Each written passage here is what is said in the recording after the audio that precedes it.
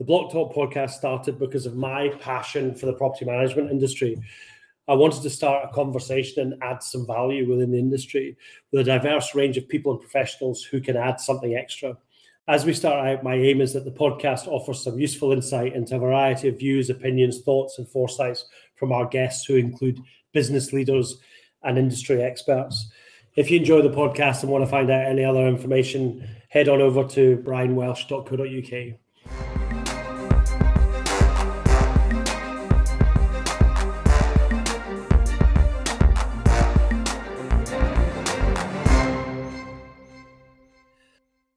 Hello and welcome to another episode of the Blocktalk podcast with me, Brian Welsh, and Jax Bruce.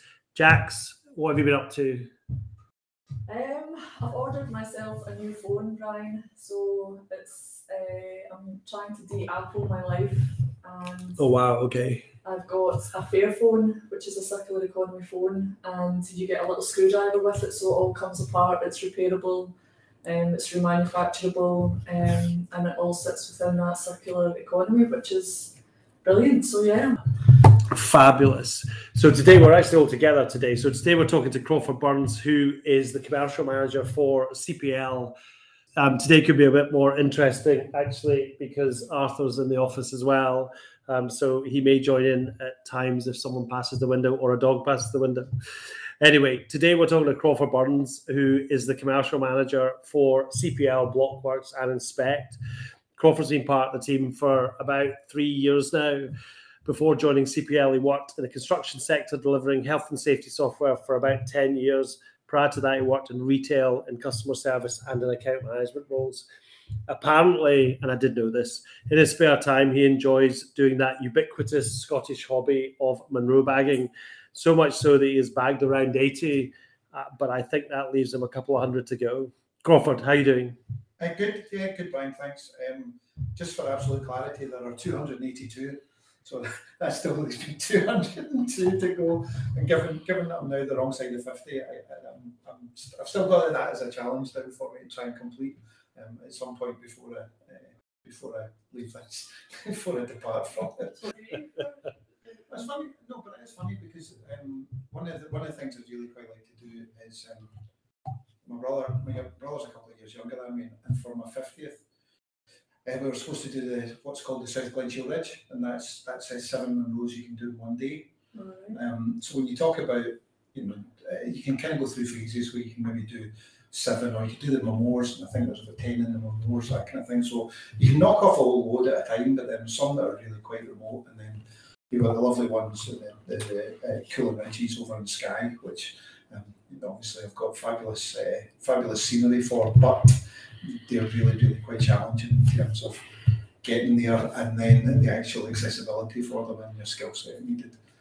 Clearly, with lockdown not being particularly kind in terms of putting on extra weight, then I think that needs to be worked off before I start to take off any more of them. So talking of lockdown, how's the last year and a half to 2 years been for you?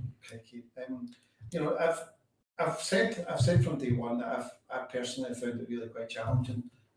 I live on my own, and as a result, the whole bit about coming into the office and that routine and mixing with your peers and also the clients and prospective clients, that changed dramatically for me, and I found that really, really tough to start with.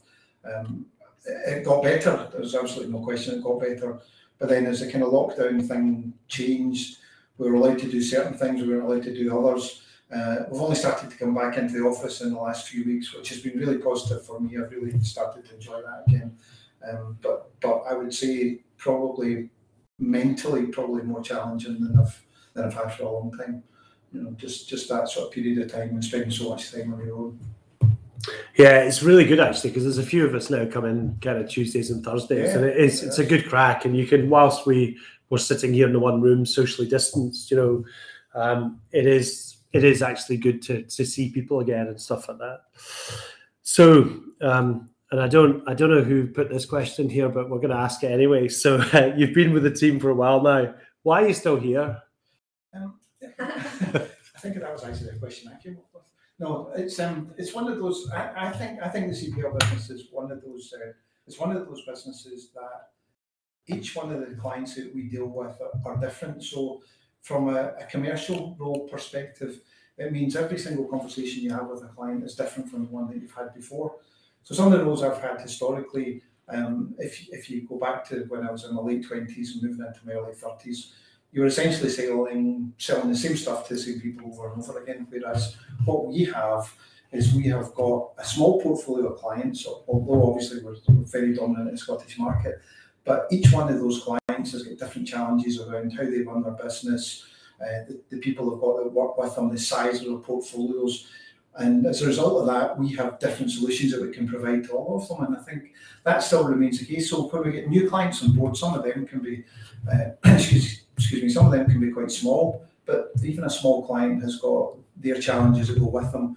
And we also get to work with, on a daily basis, I guess I work pretty much with most of the other people that are involved in the business. So part of the support team I work with well inside the development team, certainly Karen and Anne from a implementation and project perspective. And Jack's obviously sitting in the podcast with us today from a marketing perspective around how we're telling our stories about our products, our wins in the business, the challenges that we've got. And the fact that Brian's obviously here with us today, I think him and I probably talk most days, because clearly from a commercial perspective, when you're working for one man that owns a business, your targets move every single day. What, only once a day? What do you mean you've hit target before the month? No, we just need to double it now. So get that's the, 4 years almost into, 4 years almost into a role, and I think we're still laughing and we're still smiling, and I think that's an important part of any job, to make sure that you enjoy it. Good. No, I would agree with that. I totally agree with that. So development's obviously, or professional development, personal development is obviously very important in anyone's career. What have you learned since starting at CPL? Well, I think just go back to you again, Brian. I think when you're working for someone like Brian, it teaches you always to be thinking about what's next. Yeah. So inside CPL, Blockworks and Inspect, it's always about tomorrow. So today we've managed to do X. Yeah, that's great. But what we're doing tomorrow, how are we moving forward? What we're going to change? How are we going to improve? How are we going to get better? And ultimately, I guess the one thing I never really mention about that is and how much money is that we're going to try and bring in subsequently. So I think it's CPL as a business are considered as a driver in the sector. So the challenge with that is that you always have to be thinking about new things and what's next. And that's not just from a product development perspective, but also from a commercial perspective. So how can we help our clients improve in terms of the technology that they're using? Sometimes it's efficiencies, and sometimes it's things that clients will chuck at us that are new ideas around how we can develop our software or make our processes better. So, yeah. Good. Sorry about that. The dog was about to electrocute himself on a cable. He's scratching an extension cable here. Arthur, sit. Do you listen to me? No, you're not. Okay, that's not new from him. Okay, no, I would agree with that. And at the end of the day, you've got to be thinking about the next week, month, 6 months, not only from a sales perspective, but what can we do, and what, where is the business going, and what can we do to further kind of help our clients and develop the business and develop the technologies we use. So I would totally agree with that. So we spoke to Will when he did the podcast about Blockworks, which you're also working on. You're very much part of the kind of development, product roadmap, I suppose, the marketing element of that with Jack's, and also the sales element. How's that product going? Blockworks has been really, really interesting over the last 12 months or so. We've been running a pilot phase of the product for a period of time, and we've had some very, very positive feedback around how simple the product is to use. The concept behind it is essentially to join up the contractors that work for our clients electronically with the clients, so that it cuts down an awful lot of time in terms of the process of raising invoices, getting quotes to them, even a communication between client and property factor, contractor and property factor. So it's one of those, it's a really, really exciting project. We're planning for a release of the next phase of Blockworks in the early part of November, and at that stage we should then be able to roll it out to more of our clients. So I'm really looking forward to the kind of feedback that we start to see from more of the clients inside the sector, so that we can just work on that to improve the product even further and get some more additional features in there that really add value to the client base.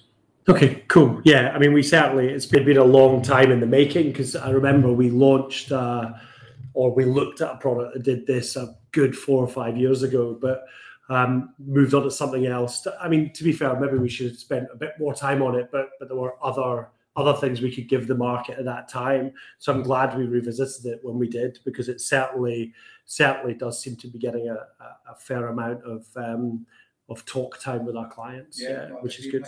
I think the other thing is that when it comes to us developing products inside the marketplace, some of those we really drive very much by client needs, wants and desires, and others they're driven very much by us.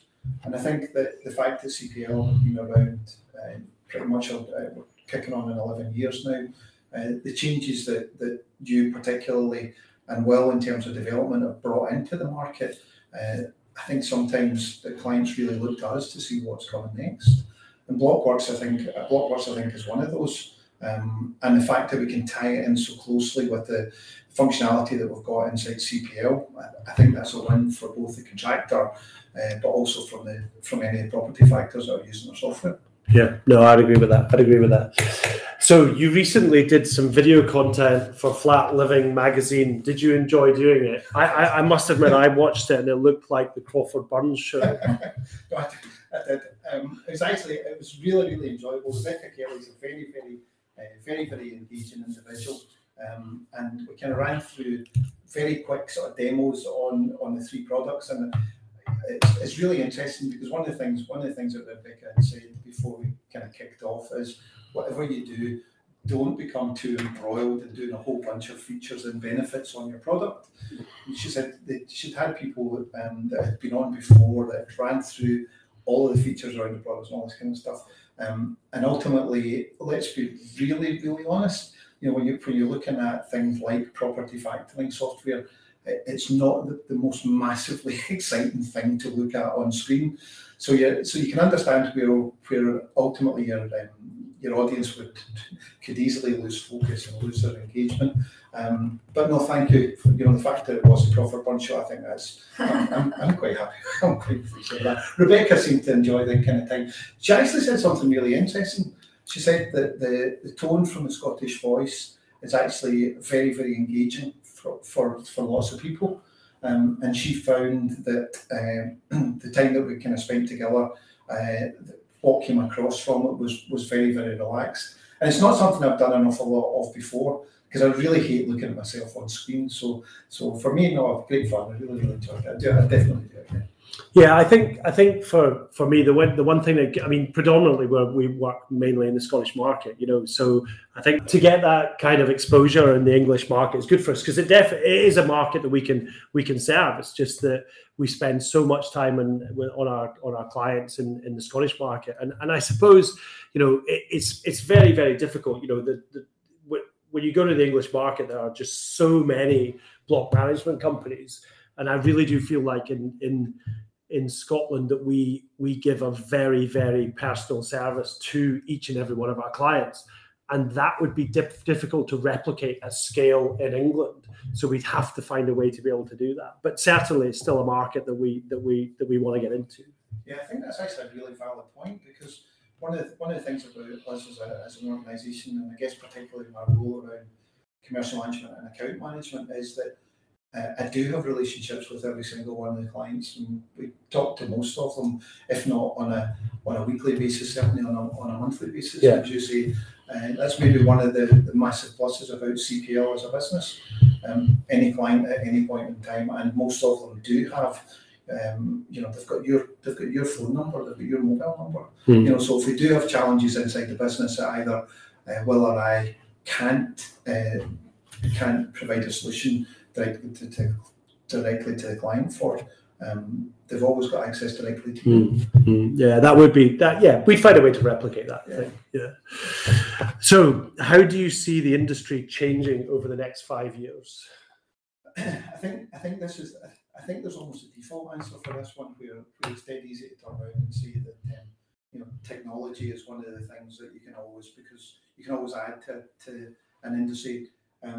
When I spent all the time that I did inside construction, which was 6 years with the sort of safety management side of it, construction lagged massively behind in terms of technology. But construction as a sector, I think, is worth around 80 billion a year. It's a massive sector inside the UK market, but technology is not one of the things that drives construction process, and their ability to be lean inside construction really drives it, because they've got such a small margin that they work to. So it would be easy to turn around and say inside our sector, the technology, bringing in more technology would obviously make a massive difference to it. I think there are two things that really kind of spring to mind, and that's I think for me the Factors Act and an increase in terms of how the sector is being regulated. I think those are two things which we'll probably see coming into play over the next 5 years or so. We've just had the update to the Factors Act in August, and that's the first revision since it originally came into play. But I think we'll see more of that coming in, so that a lot of the organisations that work inside the factoring sector will become more regulated, which can only be a good thing in my opinion, because I think that increases the professionalism of the sector, but it also means that your end client ultimately, hopefully, it's not a sector which has got a massively positive outlook from the end client, and I think that'll change. Yeah, I think you're right. I mean, certainly the makeup of our industry has changed significantly as well over the previous, in the last 5 years. There's a few consolidators in the market, picking up some of the other clients, and I'm not so sure. I guess that will continue over the next few years as well. Okay, thanks very much, Crawford. So as always, Jax has some quirky questions for you, or certainly the ones at the end of the podcast. So, Jax, if you're still awake over there. I saw you yawning a minute ago. No, it's nothing to do with Crawford. So yeah, 3 quick questions to finish off the podcast, Crawford. So the first one is, what's your biggest failure across your entire career, and what did you learn from it? Dead easy. I was involved in a management buyout, or an attempted management buyout, about 15 years ago, for a company that I'd worked for about 10 years, and it never happened. And that was really, really disappointing. One of the things I found difficult about it was that I tended to then, and I still do to a fair degree at the moment, but I tend to take things really personally. And the fact that I'm not doing it. The fact that failed, I really struggled with that for quite a wee while.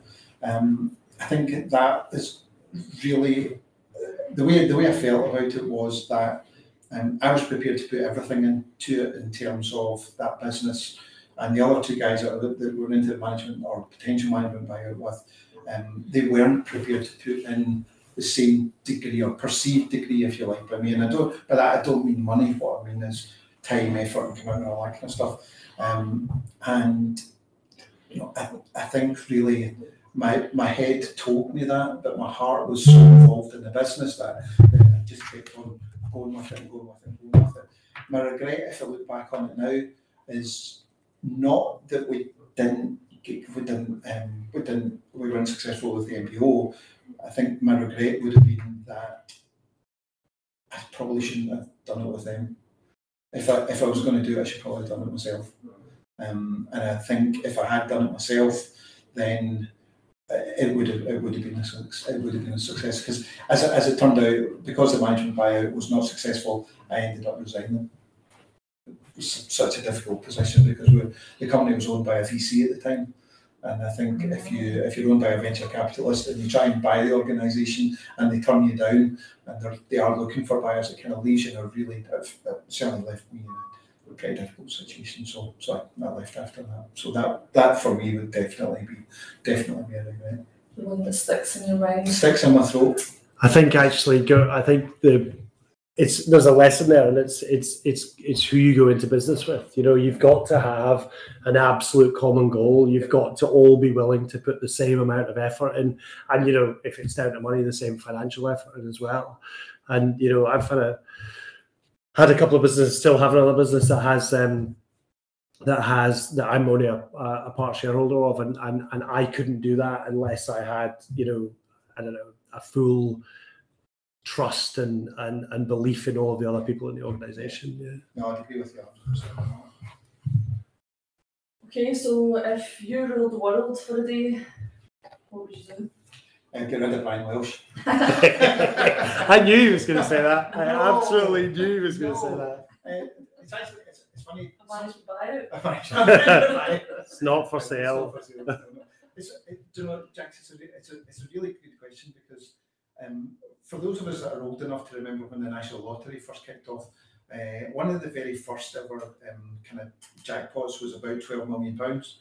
And I don't know how long it was ago, but certainly 15 years or something like that since the lottery kind of kicked off.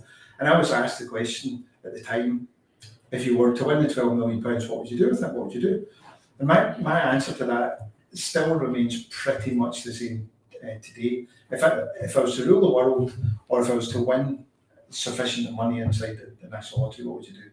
Rule the world, I'd end world poverty, because I think that one of the challenges that we really have inside, probably more prevalent in the Western world, but one of the challenges we really have is that there's a massive amount of disparity in terms of those that have and those that don't have. And for me, and I thought about this a couple of years ago, for me, we should have a cap on the amount of money that people can actually have. And for me, for that number for me is 100 million, because I don't think anybody in this world has any need to have any more than £100 million. So when you start to get to the point of being multi-billionaires, then that cash, in my mind, should be either distributed across those that don't have, or should be reinvested in things like infrastructure and education in some of the countries that don't have the benefits that we have. So that would be my answer. My answer, interestingly, if I won the lottery, is what I would do is I would give my mother and my brother sufficient money to pay off any debts, any mortgages, anything that they have, and then I would actually spend a year working in a third world country, contributing somehow to either to the construction of schools or housing or something. That would be my goal. Yeah, if the first one happened, you wouldn't need to do the second one. Well, that's very true. That's very true. That is very true. Fair point. So, in a couple of years' time, when you're 70.